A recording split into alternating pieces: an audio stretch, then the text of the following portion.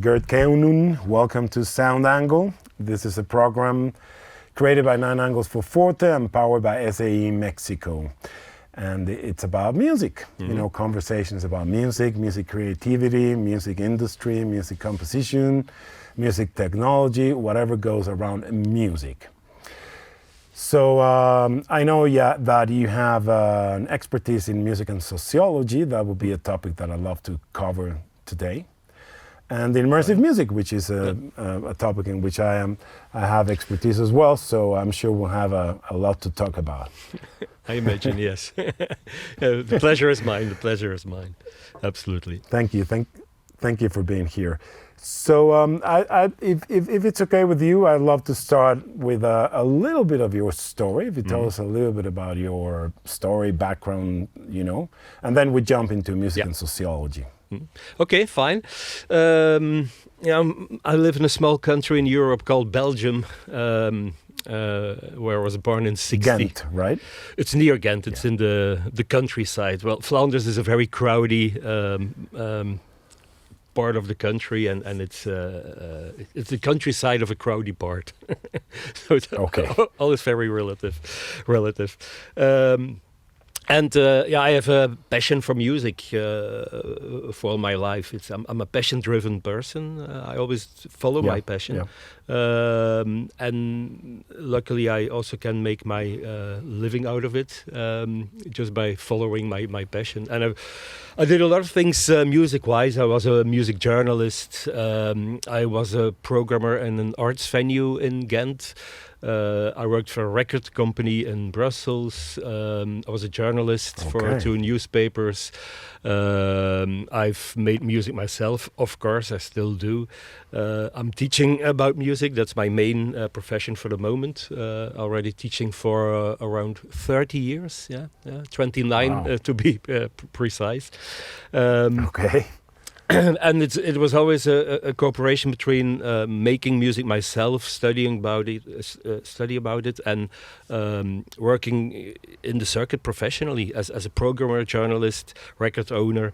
So I've seen all the different angles of the music industry. Yeah, the angles for forte. So you're also an academic because you write books. You don't only teach; you do research. You write books. Yeah, absolutely. I just released a book on immersive audio, but my main object of study was music history. So I've got 5 different versions of my music history book. It's about popular music in the 20th century, and that's also the first course I teach at the university college. 29 years ago I started teaching, and that's something I still do every week in 2 places in Belgium. The story about popular music with a lot of sociology involved in it, because I have a PhD in sociology of culture, and I did my research on the way the music world is functioning. Wow, that's amazing. So let's jump into the topic of music and sociology. How about that? I mean, I find that topic fascinating. I don't know much about it myself, so but I always thought a little bit about it. You know, we have I would say that mainstream music, rock music, 20th century mainstream music definitely has a lot to do with social issues. Like the singer might have such a personality that it drives the main concept. There are things happening beyond sound, although I'm not too sure about it, because sometimes I go back to bands from decades ago, and I feel like, they survived history. There's a reason why they're there. It wasn't only a social kind of cool thing with their faces painted and long hair and blah, blah, blah. They really contributed in terms of sound.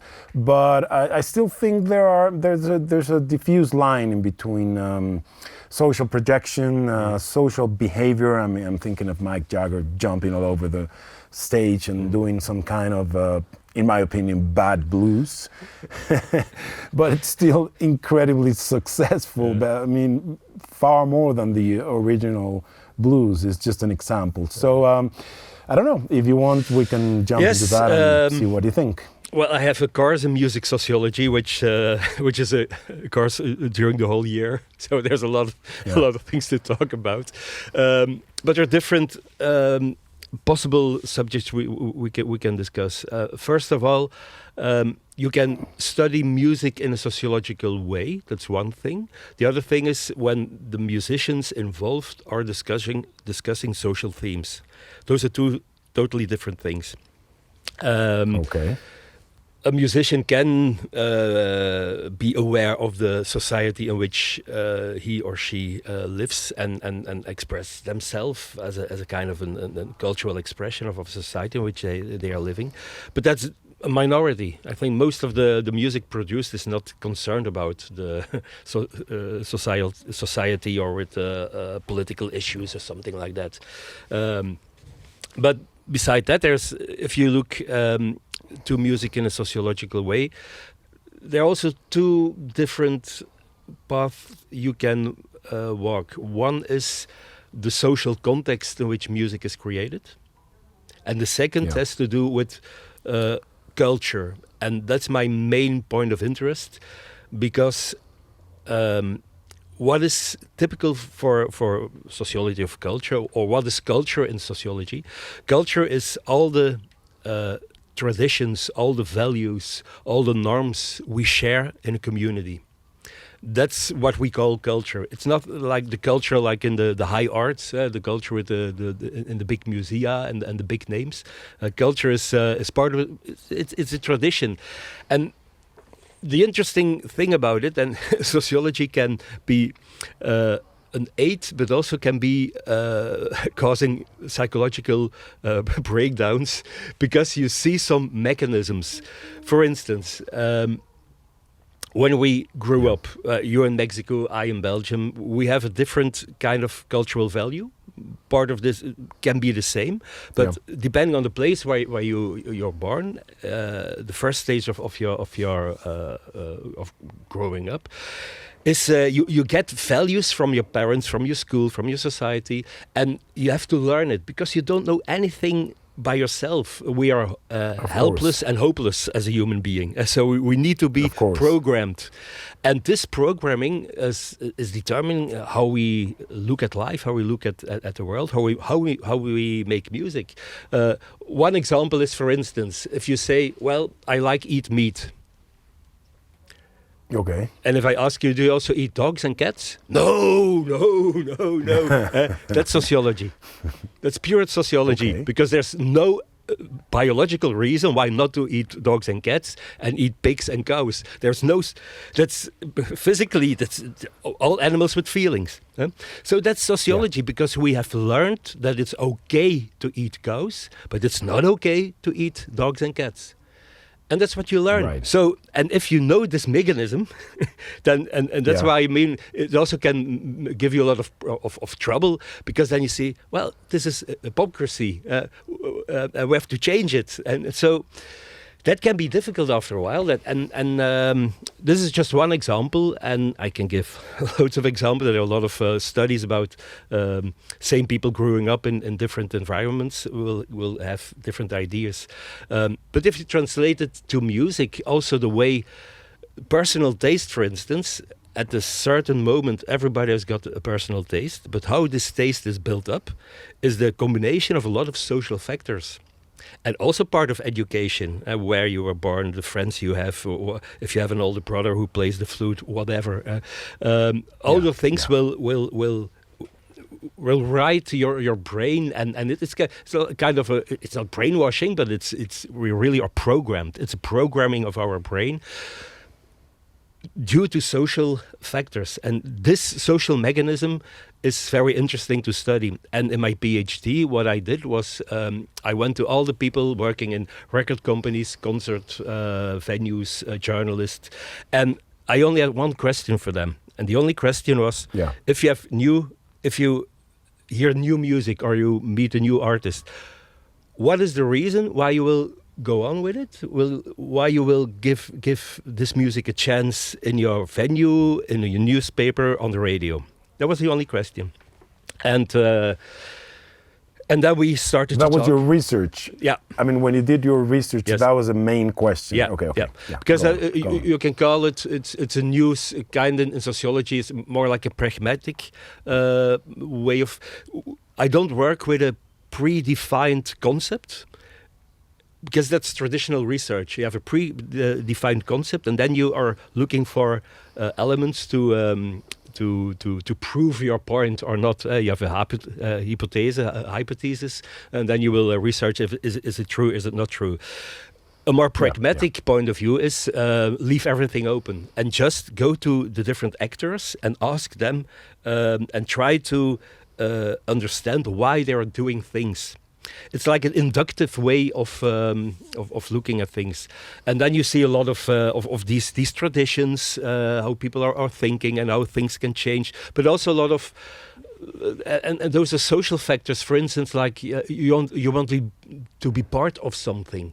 So if there's not everybody has got the same amount of power in the music business. We call it symbolic capital, which you can have, and people with a lot of symbolic capital can persuade other people to change their choices. And if you are part of a music scene, you sometimes don't want to be isolated, and you following unconscious the choices of other people. And those things I did the research on, and that's something very stunning to see, that people are saying one day, oh, I don't like this artist, and 1 week later it's, oh, I just got a free copy, oh, it's great, I really love it. But in the meantime, this same artist is mentioned by so many people that is, oh, I was missing something. And this is pure sociology, and it's like this section of how culture is evolving and which values are defining it. And it's the same also for immersive music, we can talk about later. There's also part of tradition and how you see things. Why there's a lot of criticism to Dolby Atmos, for instance. That's also part of our education, how we are programmed. But the main goal or topic of sociology is that when you know that everything what man had created could also be different. So everything what man had created, we can change, but it takes time, money, and effort. The easiest way is just to follow the mainstream. Yes. That's the easiest thing, because we know where you can expose it. But if you want to do something different, it takes time, money, and effort. But it's possible. But it's not always easy. And how about, for example, I have several questions. The cultural interchange can open up different ways of perceiving things, or opening yourself to different values. I've also found myself being, and I wonder how many are sheeps. Like I go to a massive concert and I don't actually really know the band too much, but everybody is going. Mm-hmm. So you cannot miss it, so you go. It's like passing by a restaurant, and if it's empty, I don't know, but if it's super full of people, it feels like I should be there. Yeah. And that, I'm guessing it can be exploited by music producers, publicists, and just creating a product. But in the end, when the band or the musician really had something to say, it must have started somewhere. Somebody actually really appreciated that sound, that person, or that group of people, and then that carried people along. And I Yeah. don't know, what kind of dynamics do you see there? And I also think that's in popular culture that's different than in the most closed circuit of the art world. When you're in a more closed circuit, like the theater or contemporary art or classical music, which is more closed in this perspective, in this meaning that if you aren't interested in it, you're not going to get to know it. You have to do an effort to get to know art. That's why art is art. Popular culture, on the other hand, and that's part of the mainstream, but I also like to call it alternative mainstream with a lot of artistic values too.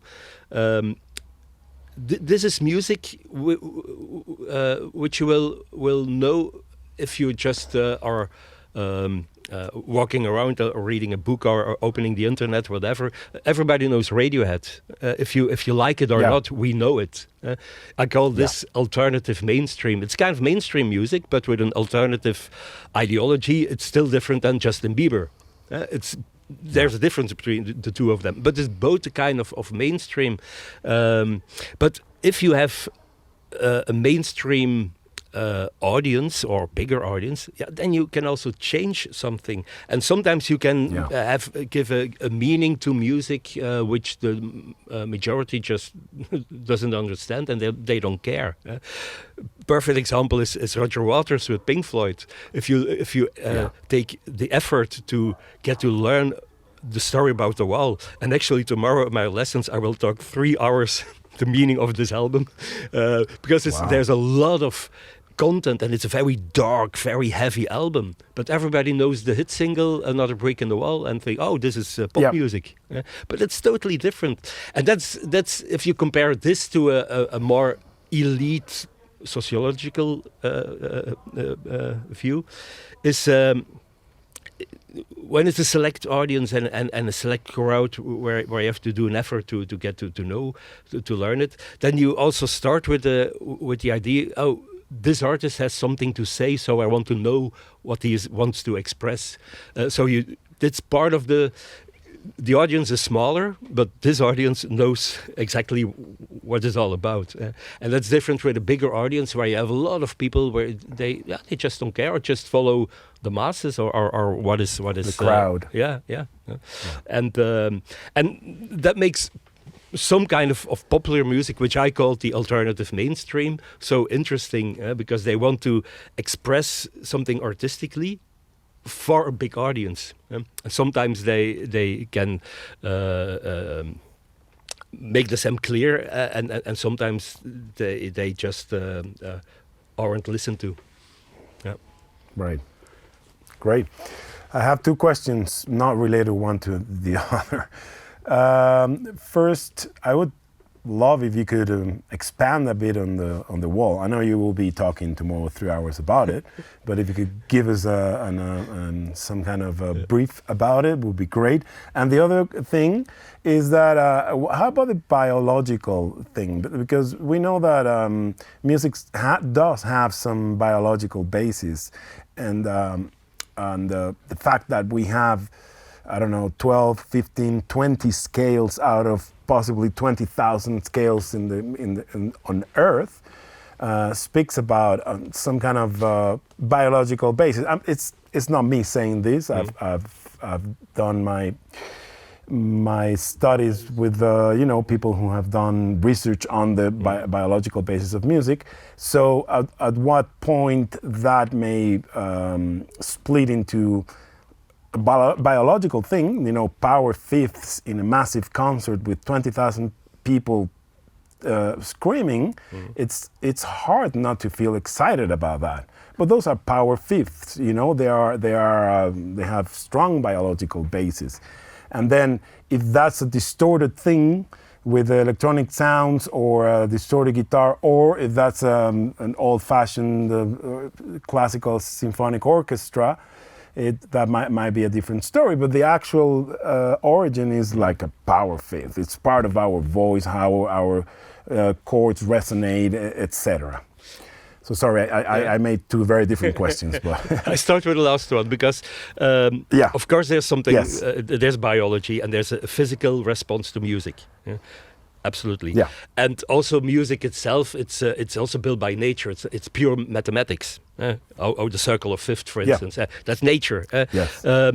But in both cases, it's cultivated by human beings. So the circle of fifth, for instance, the way we look at micro tonality from a Western point of view, if you're not trained to it, then it's just music that sounds false, doesn't sound right. Yeah. And that's something you have to learn, and that's again a cultural thing. Learning this other thing. Also, although it's also part of a physical response, you even have to learn it. And also the way you react those physical responses. For instance, take a classical concert with a very powerful orchestra in the hall, and there's a short break in between. You're not allowed to give an applause. Of course. Because you have to be quiet. They're going to kick you out. Yeah, absolutely. So it's both, and in a rock concert or jazz, after every solo, it's, wow, well done, well done. So the response to it is also cultural defined. So that's the combination of the two. Wow. Yeah. Interesting, yeah. And concerning the wall, very short. You have to see it's a Pink Floyd was a cult band, early 70s, very experimental with musical sounds. And then Roger Waters started to write concept albums. From Dark Side of the Moon, it was a reflection on the society in which we live. He's very aware about the pressure of living in this world with political forces, with insanity, things like that. And that's what I told earlier. On the one hand, this band became world famous. Dark Side of the Moon, the third best sold album in the history of humankind. And on the other hand, it's an album with a lot of strong lyrics and with a lot of meaning. But because of this success, it became a very big band. And at the end of the Animals tour, Roger Waters was having critique on all those people going to a concert without being interested in the songs he wanted to sing. They just came to the concert because of the show, of the event, to see Space Cadet Glow. Yeah. And there came the idea, it's like there's a wall between me and the audience. And then they start building a wall, and that's the whole concept. And then it's like a psycho analysis of his how things went bad in his childhood. His father was killed by the Nazi Germans during World War II. The educational system, which was necking all the individuality, being a rock star with the corruption of the music industry, etc., etc. So he built a wall, and he's just losing himself. And getting insane, and then the show has to go on. So he takes drugs to perform again. That's the story. And then he turned into this kind of dictator, like what a big rock band can do. If a big rock star says, "Put your hands in the air," everybody's putting their hands in the air. And he's comparing this to a totalitarian regime, and then at the end he just realized, oh, this is not me, this is wrong, and he stops the show and he puts himself to trial, and then the verdict of the judge is you have to tear down the wall, and then he's in the open air, total lost. But it's a very strong concept, but people don't know this story, and that's why it's popular culture. You can have this combination of the two, and and it makes it for me nice to tell about it to my students. So, yeah, a lot of people go for the hits and for a nice sounding song, and that's it. I mean, it's hard not to be fascinated by a Pink Floyd show. I mean, I don't know if they still do it, but I went to see them in the 90s, and it was impossible not to be fascinated. It was incredible. And no, I did not know about well, I mean, I do now, but not in the 90s, for example, and it was still ineffable experience. There was no words for that experience in terms of sound quality, performance, etc.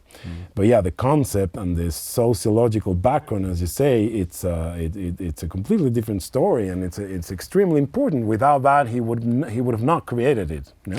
No, and then the concert you saw was without Roger Waters, so it was only the sound without the meaning. That was without him. Yes. I eventually saw Roger Waters on his own, but no, it wasn't the original Pink Floyd. Yes, you're right.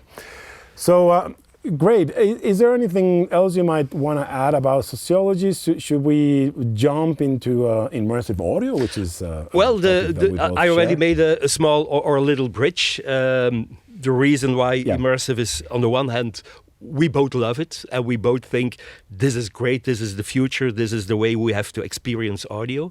And on the other hand, you're always confronted with people in the industry who say, I don't know, let's wait and see.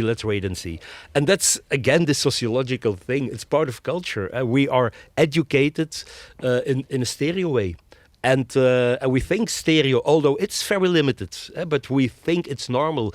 I also give the example, Spotify. The sound quality is not that good, but we get used to it. So we think, this is how music has to sound.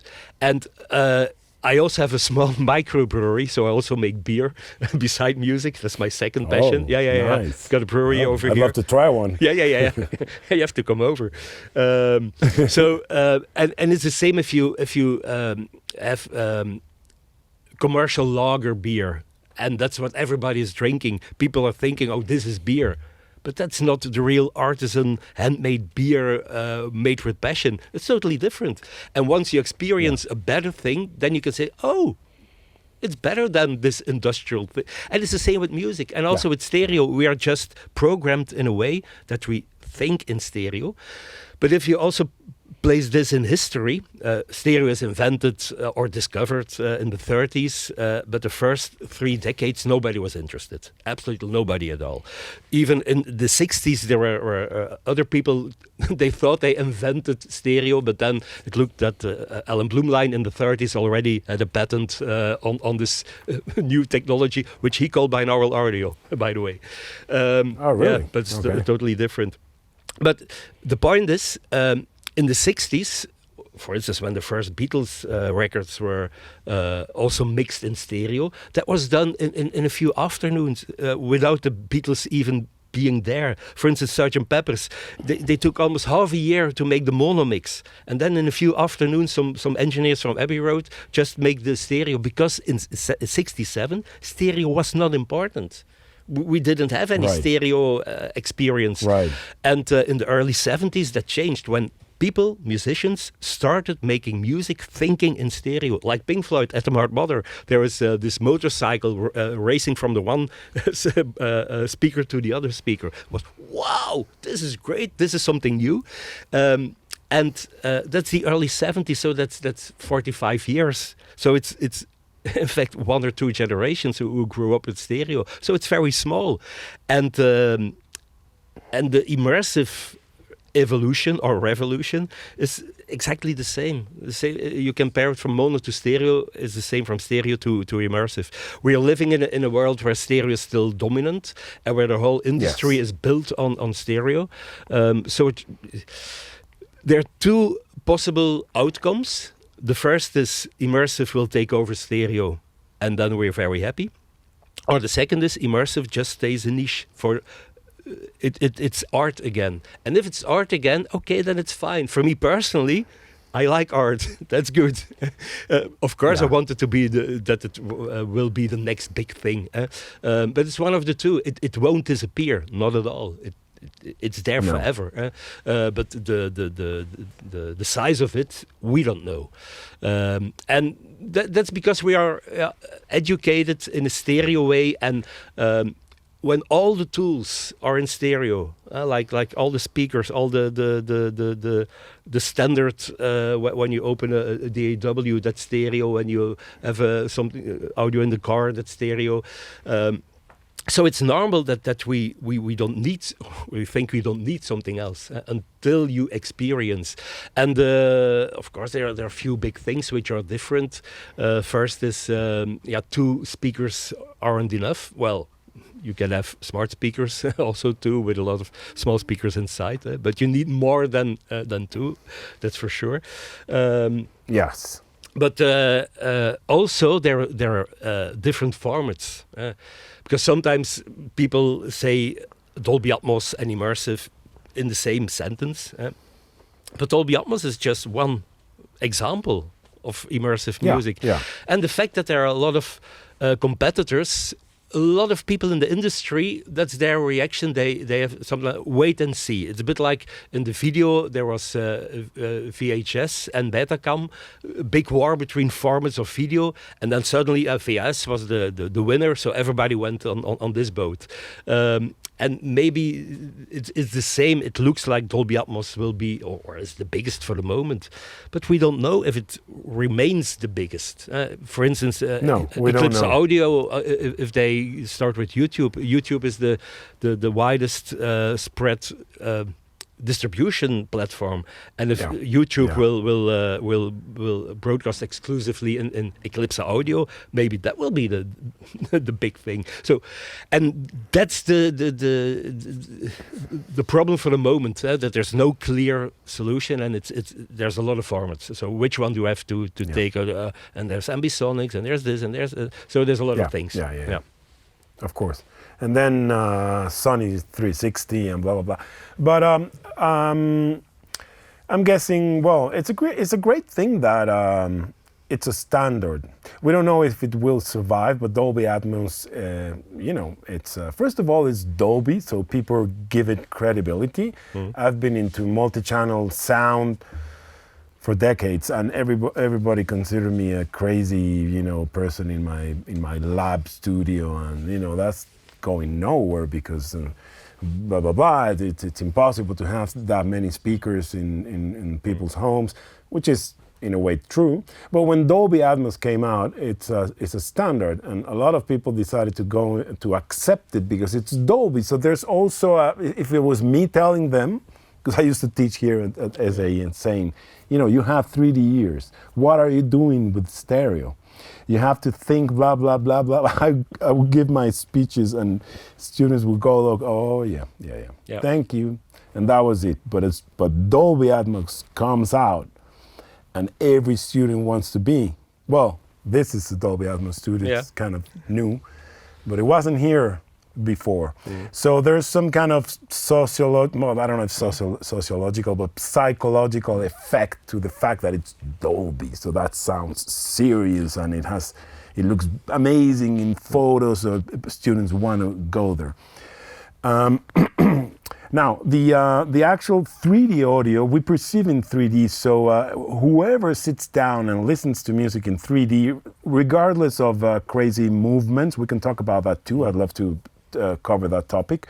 But if you create a realistic representation of sound, which is 3D in an enclosed space, I could not understand anyone who would reject it. It's obvious that it's just simply a better representation of sound. Yes. And then we have a lot of people who's been working for decades in stereo who just don't want to change, and I don't blame them. They're married to that format. They've put a lot of effort into that. So even though there might be fantastic sound engineers and artists, they just don't want to jump into Dolby Atmos. It changes everything for them, and it's more expensive. So. Well, hearing is believing, and that's for sure. Everybody who hears immersive music in a proper room will be convinced. That's for sure.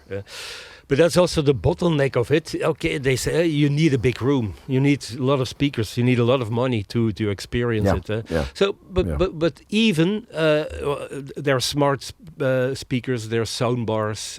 Like in my living room, I have this Sonos soundbar. And there are 11 small speakers inside. And even that is better than stereo. And when you have a good binaural mix and you listen on headphone, and if you know that the majority of people are listening to music on headphones, even if only the headphone experience will be a little bit better because of immersive music, then it will have a future. And then, of course, in a big studio and with better speaker, the effect will be bigger. But there is an alternative. It's not, and that's the difference with the 5.1 surround system. For 5.1, you needed to have 6 speakers, and without that, you couldn't listen to it. And this is different with object-based. Now you've got different playback formats and then it's still the choice of the consumer. If you're happy enough with a good headphone mix, then it's fine. If you're happy with a smart speaker, which is giving a little bit of spatial feeling, then it's fine. And if you really want to dig deep into it, then you can have an immersive room with more speakers.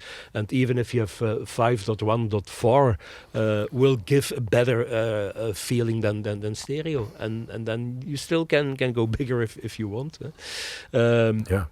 But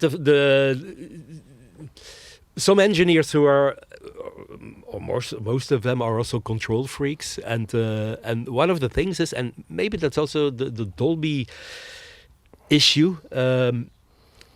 It's called object-based audio, and in fact, it means that there are 128 tracks in one file, in one project. Some are stationary or static, and the others are dynamic. But in total, you've got 128 sounds that can happen. Well, there's no platform which can reproduce 128 tracks. So what is happening with Dolby? At the end, there's always a reduction. There's always a reduction, and it looks like in first like 916 and 7.4. It's this kind of reduction, which is the basic for all the streaming formats. So the fact that there is a reduction which is done by an algorithm, a lot of studio engineers who are control freaks will say, "Oh, I don't like this," and that's the difference with other formats. Like Eclipse Audio, for instance, or Auro 3D, which is from Belgium. That was the first immersive format from Belgium. Okay. Wow. It's more channel based, and you can have this mix bus, and you can have as a mixing engineer, you're responsible for the reduction which will take place, and that's something we have to sort out, because we don't know exactly how if you do a Dolby Atmos mix, how will it sound when you play it on Apple Music? How will it sound when you play it on Tidal? How will it sound on a Blu-ray disc? So, and it's this uncertainty that is taking away some of the engineers. I know. That's been a problem for me, as you know. We talked about it. But how about binaural audio? At least the binaural translation, if properly done, it's and considering that most people listen to music nowadays using headphones, then that's better than stereo. Absolutely. Well, there's a lot of things to talk about binaural. First of all, the advocate of the devil, if you are a very good stereo engineer, you can make a headphone experience that is as good or even better than binaural. But then you need to be a very good engineer who understands how you can add width and depth and with phase differences to give this impression. That's one thing. When you make immersive audio, it's easier to make a good headphone mix because that's part of the immersive experience. So you don't need to be that excellent stereo engineer to have this perfect binaural mix. No, it's on the one hand it's easier, but I'm not judging something at all. But even then, and it's the same issue. You can have a binaural. For instance, I work with a lot with the plugin Virtuoso, which is a very good binaural renderer. That's a good binaural rendering of your track you're working on. But that's not the same as Apple's binaural. It's not the same as Dolby's binaural. So you still got different kinds of binaurals. So which one is your reference? And that's still the time of uncertainty we are living in. There are tools. So I've got here in if you see this thing, these are all buttons with Apple binaural Dolby binaural, my own binaural, Nuendo's binaural. So I've got 4 binaural, and I just press a button and I can listen to it on headphone. And I programmed this myself, and then I've got my monitors. That's amazing. Yeah. And that's what I love doing. I've got a lot of controllers because I want to have a hands-on thing. But if you do programming like this, then you can work more easy. But still, I listen to 4 versions of binaural. and you still do. Yeah. But is that because you do mastering? You do mastering in immersive audio. Is that the reason, or you do it because you want to and you want to compare? Yeah, also as a creator, it's the whole way. It's not only for mastering that I want to know it. If I'm creating, because that's also the main thing in my book. It's called Creating and Producing Immersive Music. Yeah. Because I'm a strong believer that immersive music only will have a future when artists start to think immersive and create music in immersive. That's the bottom line. Agree. By now, it's more like an add-on afterwards, sometimes without the artist knowing, and sometimes with a bad Atmos mix, and then it's not a good advertisement at all. But in order to create binaural music in a decent way, you really need to know how it will sound at the end. Because you need the reference. Yeah. But for now, would you agree that it's Dolby Atmos? For now, I mean, we don't know if it'll continue, but for now, yes. But because this is the book I've written.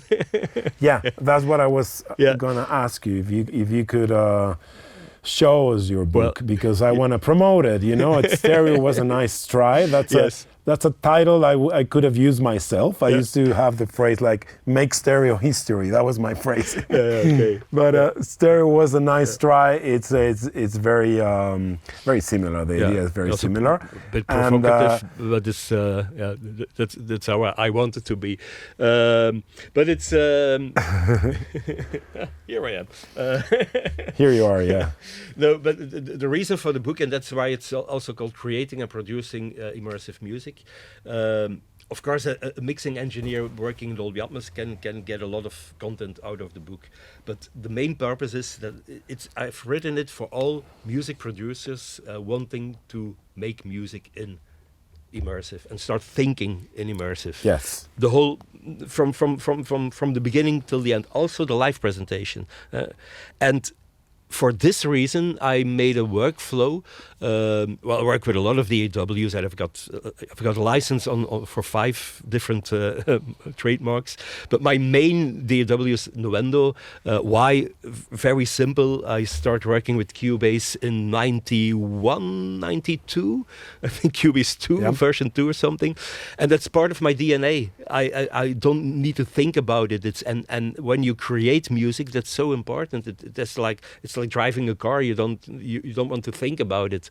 Of course. And I've also got other DAWs, and there are some features which I'm jealous in Pro Tools, which Nuendo doesn't have, or in Reaper, absolutely. But in general, I'm very satisfied because, and that's my point, I work in a template which is format agnostic. So I make immersive music in my system, and when a track is finished, I can choose: will I turn it into Dolby Atmos? Will I make it an Ambisonics version? But then you work in channel based in order to do that? No. Well, one of the advantages, in Pro Tools, you can, when you work in Dolby, you can have an object bed where you. Yes. No. First thing first. What is my main complaint to Dolby Atmos? That's although it's a perfect and brilliant platform, and I really love it, and I like listening to it, but it's made for cinema. The bed is just crazy. As long as Dolby doesn't free the bed, and that's also one of the titles for my chapter, Free the Bed, not Free Tibet, but Free the Bed, because 7.1.2 is just ridiculous for music. That's for movie, that's for theater, but it's not for, for movie. And so that's also the reason why Pro Tools engineers introduced this Atmos, this object bed, to expand the bed into 4 top speakers or 916, whatever. One thing that Nuendo has, and it's one of the only DAWs who features that, it's a multi-channel object. So I can make a 916. I know, I've heard group. of that. I envy that. Yeah. And when I decide I will turn this project into Dolby Atmos, I can make that into a full object multi-group. So so in my template I always have 4 multi-channel. I call it main buses. I don't have a main bus, but I've got 4 main buses, and one is for all the dynamic parts of the music. The second is for all the static parts. The third is for all the ambisonics, because I like this for soundscaping. And the fourth is for all the effects, just to have more control on reverbs or delays or whatever. And those 4 main buses I can transform into whatever format I want. I can turn this easily into Dolby Atmos, but also in another format. And this way it's more like future-proofed. Beautiful. Gert, unfortunately we have run out of time, but before we close this, I wanted to ask you 2 very quick things. What would be thinking in Dolby Atmos? I mean, I have my own visions, but what would be that a musician should create for Dolby Atmos? Are we talking about sound movement? I mean, the different thing is to have a very, realistic, better version of sound. The other is to use it creatively. So sound might be in any position, sound might move too. If you could give us your opinion about that. And finally, about your mastering process. If there's what's different for you to master Dolby Atmos than stereo. Well, first, the way we experience sound in nature is that sound comes from everywhere. If you translate this into music, there are also two possibilities. The thing which is done mostly nowadays, it's Dolby Atmos is an add-on after the stereo. So that means that the power and the groove of the track needs to be in the front wall. So you're recreating the stereo, but expanding it with surround. An expanded stereo.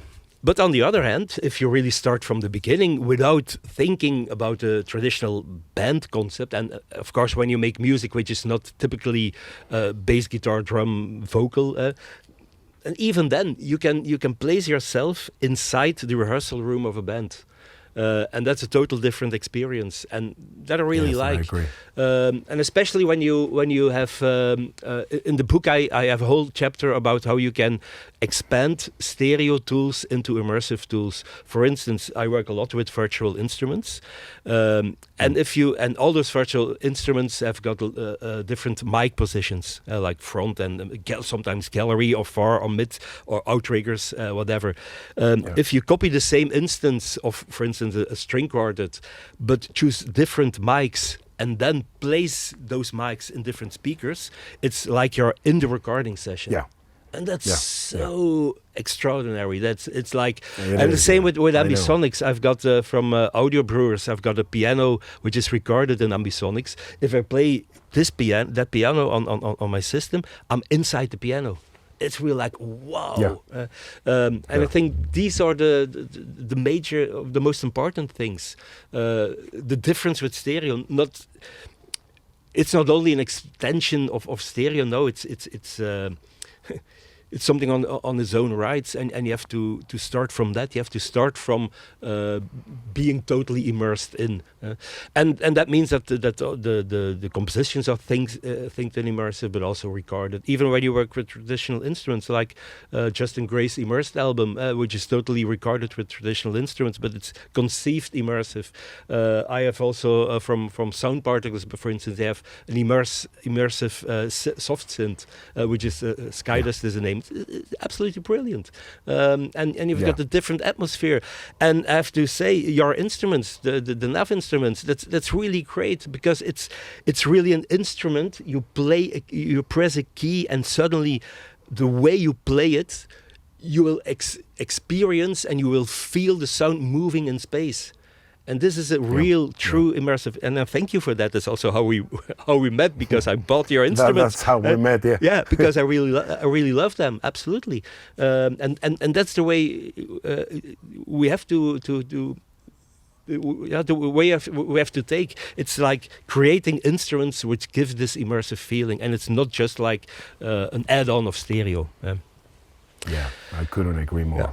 And the other thing, the last chapter, the mastering in the book, is totally about mastering and the comparison with stereo.